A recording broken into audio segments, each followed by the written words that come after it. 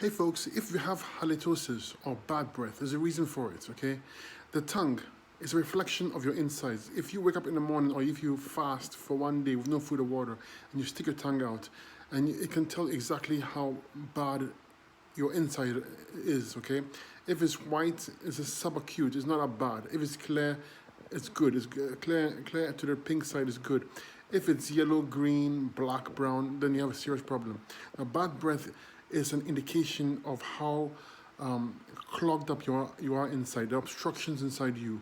Think of it like a sewer tank, okay? If the sewer tank is clean, the less the smell. If the tank is dirty, it smells going to be very bad. Basically speaking, you're obstructed. So there's so much acid inside you, there's so much mucus and obstructions inside you that it's sitting there and rotting. So no matter how much you brush your teeth or take something to hide the smell, it's going to get worse and worse because you're not removing the cause of the smell.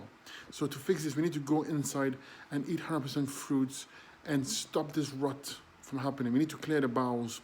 There are a lot of obstructions where your bowels are not flowing properly. And the GI tract connects the mouth to the lower extremities, and every organ in between connects there. So you have to make sure this is clean. You have to go 100% fruits.